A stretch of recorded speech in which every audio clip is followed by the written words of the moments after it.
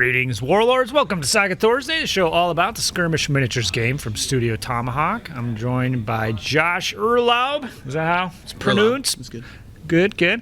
So he is the winner of the Age of Antiquity event here at Adepticon. We are recording this the day after. Couldn't get you 100% fresh. We're only 95% fresh. Did you play in Age of Magic today? Only as the ringer. Okay, only as ringer. All right, so we're Saga fresh from yesterday, I'm sure.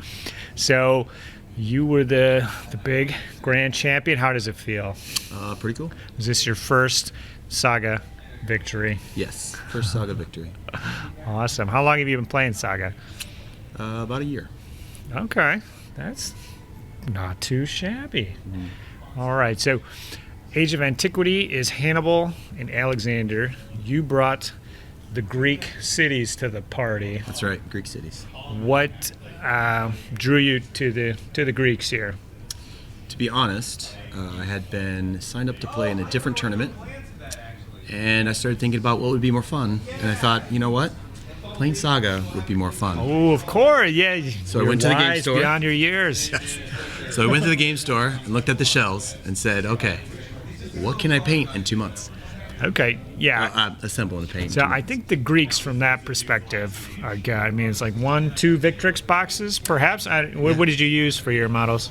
Yeah, so I used Victrix models. I got the Greek hoplites, and I got the Numian infantry for the mercenaries that I brought. So Okay. got 2 packs. That's pretty cool. So which version of the Greeks cities were you running? Well, Spartans. Sparta. Okay. Now, was that just because Spartans are cool, Yeah, or are of you course. like the rules or anything particular? I think they're cool, but Okay. Yeah. the I like- extra fatigue rule works, and you don't have to bring like extra horses or extra models or something like that. You have, I don't know, it's okay. It's good. Mix. Okay. Cool.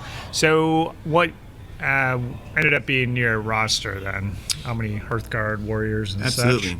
I brought 2 Hearthguard, 4 warriors, and 1 mercenary unit of warriors. I brought the Illyrians.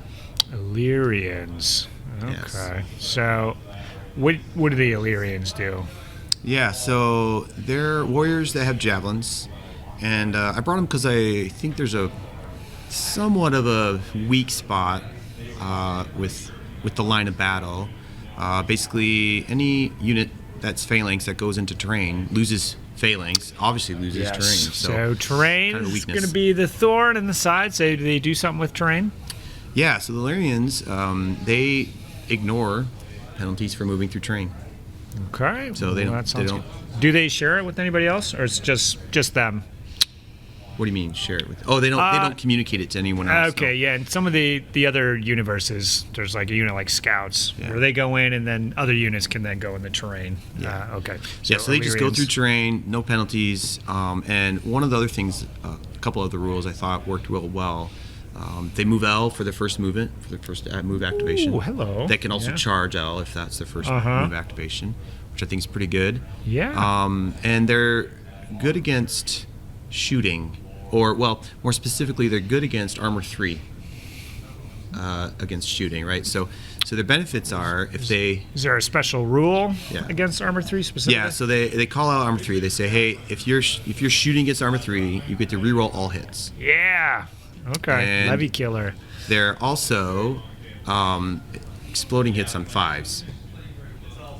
Yeah. 5s? Yeah, No, 5s. you explode on 6s, not 5s. explode on not 5s. Josh. They're Okay. Illyrians. They do it the Illyrian way. Okay, well, I've liked everything you said so far. I'm going to have to do a little research here. I know So, Alexander. The last marks are nuts. awesomeness is that if they win a melee or they kill 3 models in a single volley, Yeah. they gain determination.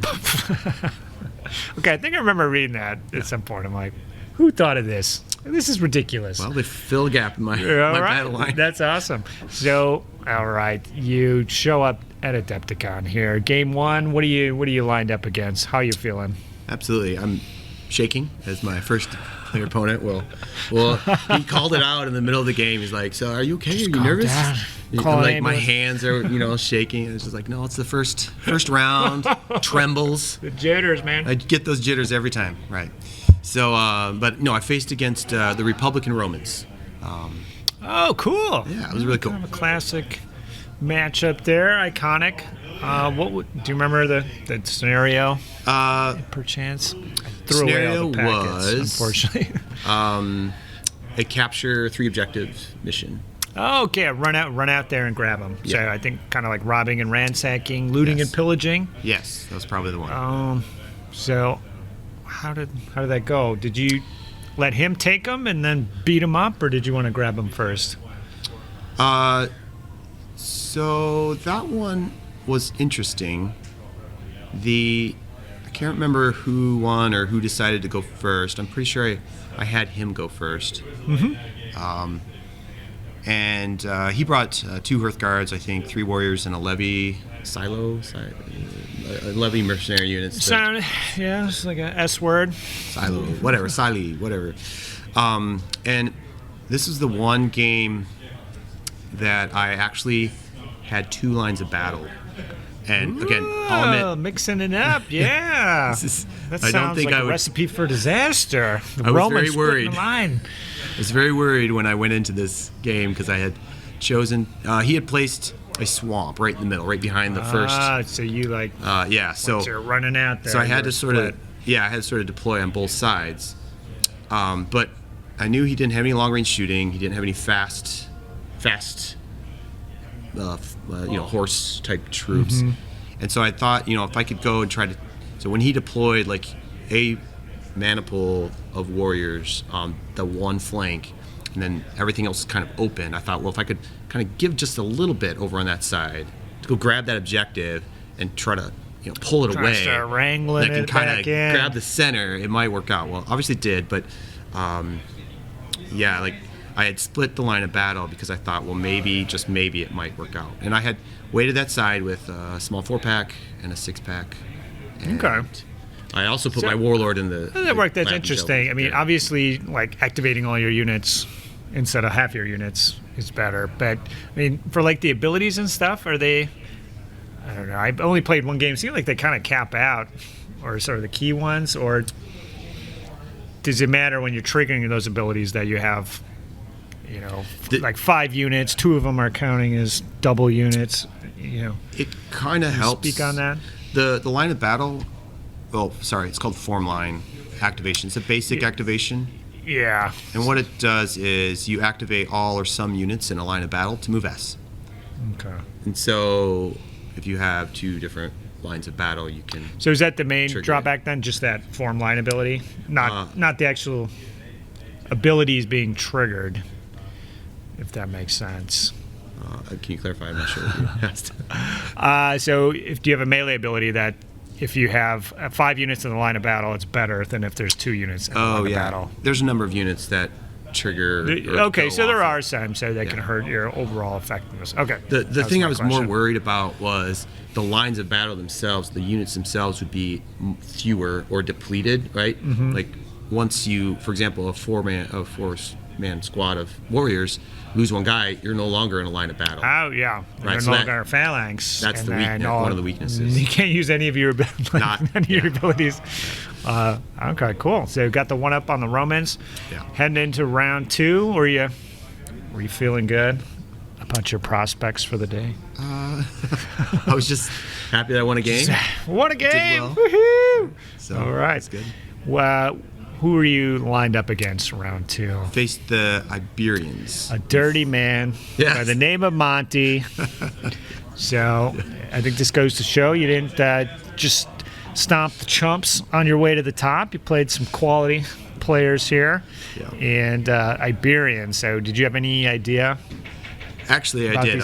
The ride up to Adepticon, we in the car we had been talking about it, and that one was called out specifically, and we looked at the board and had talked a about the 3-hour gorilla. session on defeating Monty. Exactly. Yeah. Actually, we had no idea that we would even face it, but yeah, it was enough that I knew they could activate on my turn and do a number of interesting things if they had the ability to. Yeah, well, that's good that you actually had that, because they are very different from a lot of the other factions, and the powers and the reaction and stuff. And Yeah. and I think this is how it played out. I've heard Monty's side of the tale. Just going head to head against the phalanxes, there was nothing really going for the Iberian. If he was going head to head, he relied on. Well, he needed trickery and stuff, so it sounded like maybe his trickery wasn't working. Well, it started with me winning the roll. Okay. I think Always I bid. good. I think Always I outbid good. him, and I said him go first because I wanted him to have fewer gorilla tokens to activate on his turn. Okay. Right. So Starting out, your research seems to have paid off. yeah, and then he well, it was kind of hard to think about the mission. The mission did, I think, favor me a little bit. What was the mission again? I don't know the name, but I think it was the first 2 turns you can't move or shoot more than M. Dawn. Yes, this is our Adepticon version of Dawn Attack. So we can move, shoot, charge more than medium. Yeah. So it was kind of just slowing things down a little bit. So probably good for. It helped me. I don't know how much long range. He probably has a slinger unit or 2, I'd imagine. Yeah, he had a slinger unit. He had some horses. Some javelin levy. It did hurt me a little bit. I had considered taking the Illyrians and moving them L, and then shooting and charging. This is your job. That was mine. Get in there, boys. Yeah. Actually, I was doing it. I was in the middle of it, and Monty was like, "Oh, I think you can't move." And I'm like, "Really?" And because I had been thinking about the magic spell where you line of sight is removed M, and so he clarified, and I was like, "Oh, okay." So then didn't do that move, but obviously it worked out well. Yeah, so you just kind of push forward. I will say, there was some trickery here to be commended for. So you actually, Monty, he had his big play he was trying to set up, and you foiled it by just sending your Hearthguard into the terrain and killing his guys outright. Absolutely. So, you lose phalanx, you lose access to all your abilities, so you're just rolling raw dice there. So, it's kind of hard to picture the circumstances. So how did you kind of come to that decision? Because I think some people would just be like, well, there's nothing. I just have to wait here and take it. Yeah, so I had placed, so there's a field on the one side, and he had advanced his warrior unit into the field. But he was like maybe VS into the field with the 9-man squad. Okay, so he wasn't deep. He was kind of shallow, just kind of hovering on the edge, getting ready. I think he was getting ready to kind of pounce out or something, because I think there's an ability where he comes from cover. He gets like a +1 to hit or something. It's like a good ability. That would have been surprising because I had not known that. I think that's pretty sure that's what he's trying to do, to charge out. So you came in. Yes. Well, because I saw that, I'm like, okay, well, I'm sitting first turn. I'm like, okay, I can move in. What I did was I had a wheel bay move of M to get close, to get within S. Okay. And then I form lined to charge. Okay. So your phalanx at the start. And I might have form line with Marathon, so then he charged with no fatigue. No fatigue. That'll help out there. So that's cool. I think that's a great play. Some raw saga, as Monty calls it, just going in, rolling the dice. Yep. And I think that really flustered him and just threw his entire battle plan in array, because he wasn't expecting that. So I think that's like a key takeaway, maybe. Right. So 1-2. So was that the one? Well, that was the one. What was the 2? Monty hit himself. He, okay. To be honest, he gained some gorilla tokens, and he's like, "Aha! I'm going to use them to move my 5-pack of horses closer." So he moved them closer, but he moved them within S of my warriors, or of my Hearthguard. Okay. And I had another activation, and so I charged out of the terrain at the warriors. So this was during your turn. Yeah, he moved on my turn. Yeah, he's closer. Like, well, I got to get ready. And then you're like, oh, I'm still going, bro. That's right. So I exploded that unit, and he took fatigue. Now, yeah, it was fun. He had a way to take it all away though. That was surprising too. Yeah, so they're pretty cool. They're pretty fatigue efficient type force, I think, with some tricky, resting on both players' turns can do that. So yeah, that's cool. Not many people can get a 1-up on the Monty, as we shall see. So yeah, very, very well done. Yep. Going into round 3. So this one, I know that you were lined up against Terry. Yes. So I was actually running the event, monitoring everything that was happening. And so I did actually see, I was just kind of popping back and watching this game. It was very, very interesting. So Terry's playing Indians, and the scenario was called, I think it's Hollowed Ground. Yes, where there's an objective in the middle, and you get like 1 or 2 points to kind of hunker around there. So you don't have to necessarily contest it, but I mean, it's going to be an uphill battle. So Terry's Indians took the no contest approach, which I think probably makes sense. Yeah. So he was running the shooty chariots, some heavy chariots, warlord on chariot. I guess there was some levy bows. Was there any? There's an elephant in there. There's a warrior point of warriors that he split into 2 4-packs of mounted horse. So how did this one go? Because I think quite clearly you were like, okay, I got the objective, but just sitting there and getting the 1 or 2 points per turn or whatever, he's basically shooting the tar out of you. He did. So what were you thinking at that point? So he made me go first. So as part of the deployment, I made sure I had a unit of trees sort of kind of in his deployment zone. My goal was that I could put my Illyrians you had into those them guys in there. I was like, who are these guys when I was watching the game? I'm like, how did he get them in there? What are they doing? I had that set up, right? And I think the one thing I did do is I also had the opportunity to put another place on my other side, other flank. I didn't put woods. I probably should put something that would have obscured his chariots. I put a hill. Yeah, so there was something in the middle of his deployment zone. Yeah, the woods on the one side, but then half the field was completely clear, like you said, and that's where the chariots seemed to be roaming. and like I said, I put that there, that hill there. I probably should have put something. So I misplayed that, but it, obviously it worked out. But it was sort of a. What's that? The Greeks don't like terrain, so you would. I'm sure every chance you got, you put that hill out if you could. But less than you would expect. Okay. So. All right. So. So how did it start? With his shooting and stuff? Was he actually, kind of winning for a bit? There was his light chariots shot 36 shots. They'd at my warriors. I lost maybe 1 or 2 because I had the Aspis Coile. You're counting light cover. The light cover ability. It's very good for having everybody. But I think you had some good rolls, probably. 36 shots coming at me. So I found that that helps, but if that volume shooting it's still just going to kind of plink away. And it did. So you can't just sit there. You survived a couple turns pretty well, or 1 or 2. So probably making all those saves wasn't fun. So what was the plan after that?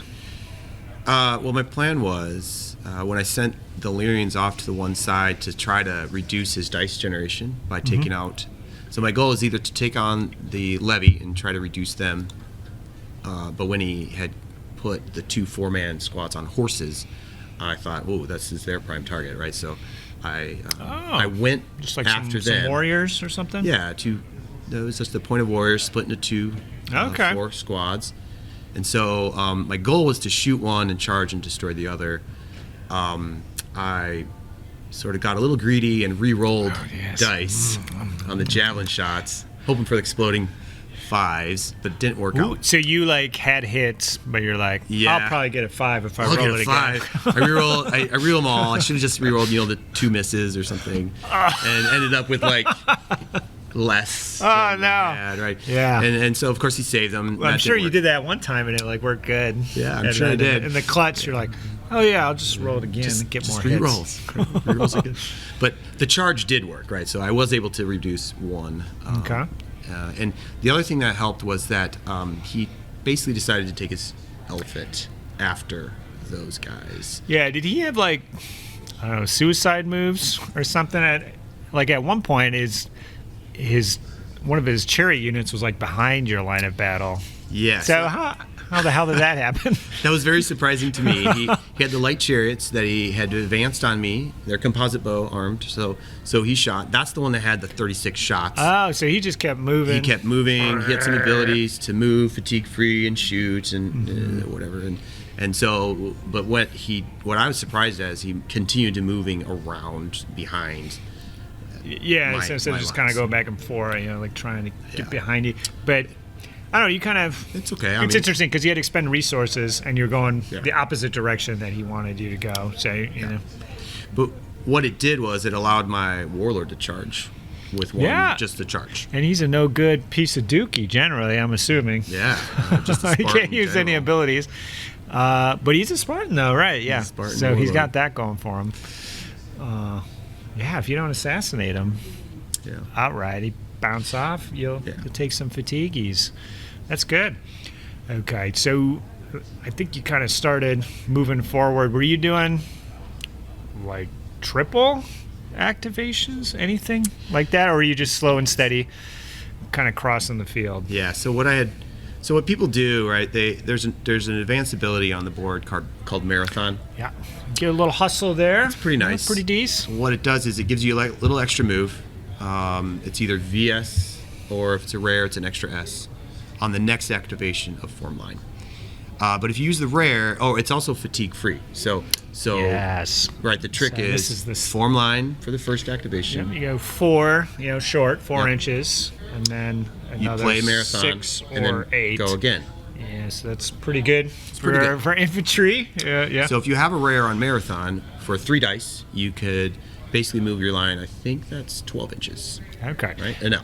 Yeah. So a lot of the field was pretty wide open. So I think that kind of did work out maybe a little bit in your favor. He had room to run and but that's play. Not enough. But that's not enough movement. Yeah. So here's how you get the more movement. Okay, we want more. How do we do it? More. You tell your Hearthguard unit, you activate them M, because they can move M. They're not Sarissas. They're just dudes. Yeah. Right. Phalanx. So they move M. And usually I'm running them 2x2. You don't have to use the form line every time. No. So you move them.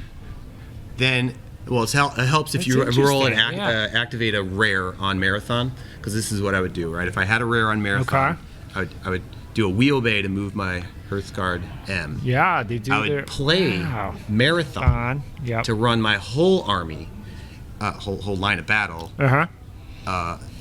S plus S, with the next form line. So I don't, everyone is sort of wasting that fatigue-free movement, but they're not the reason I'm doing this. Yeah. They're the reason. They're trying to get my Hearthguard a fatigue-free movement S plus S. Yeah, right. So I it's think that medium plus S plus S. It's like 14. 14 inches. Ooh. Which is that's a little extra. Great. Can be just enough. We know just enough. The foot. There's a lot of action that happens around the L ruler. Exactly. And that little. So that's cool. That 14 inches is good because that last activation, or one of the activations, that you charge those Hearthguard into your opponent. Bing bong boom. Right. And if you happen to have file leaders up, which is another advanced ability, this is the one.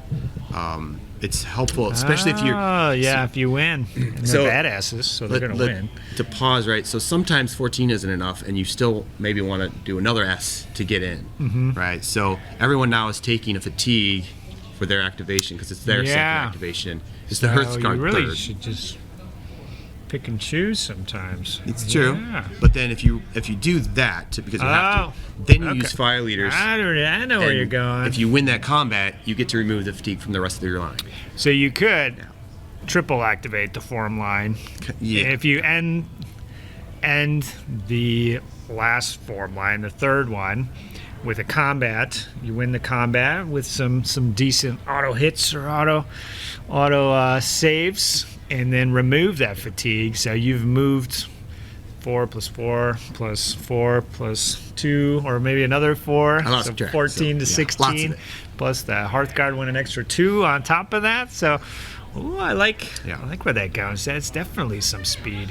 It was kind of cool watching your battle. So, if this is Terry's side, your side, you're kind of working your way around. But then at one point, the whole battle line, Pilfer is like perpendicular. So was that part of like the launching the Hearthguard? I launched the spear to maintain the line of battle. Yep, I launched the spear of my Hearthguard. Made it It's just boom, spear right into their jugular. Yeah, so it's kind of cool because he had units on either side. So it's like,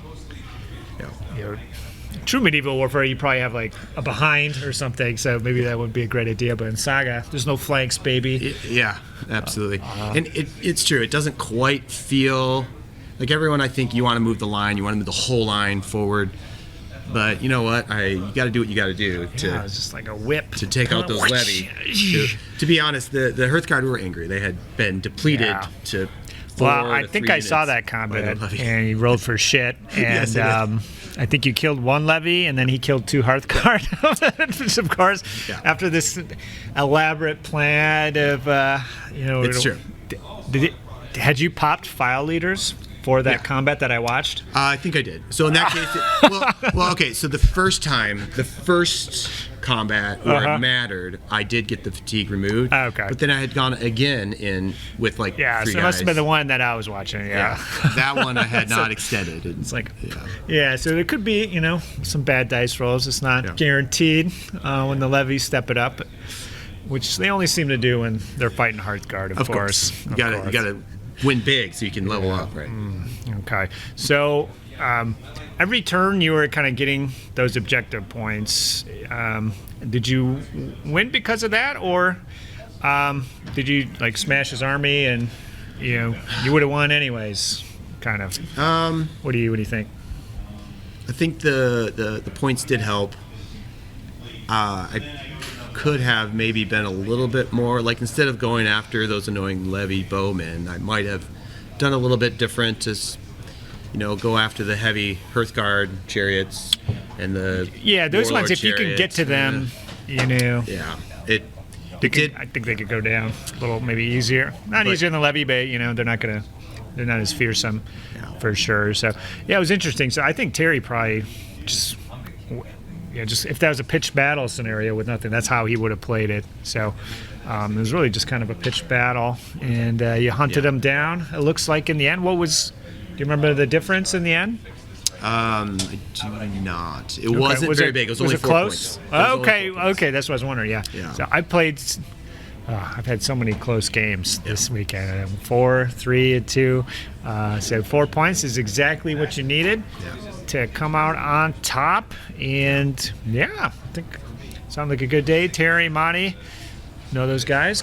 Definitely decent players. Brendan, he's probably a good player too. I shouldn't count him out. I just don't know him with his Romans. I'm sure he was hard to handle. So, well done, man. Congrats. Enjoy the sweet medal. Did you know you were in the running? Well, people or sort of sometimes you're like oblivious, or there's like another top table kind of, and depending on the size of their win, you're never certain.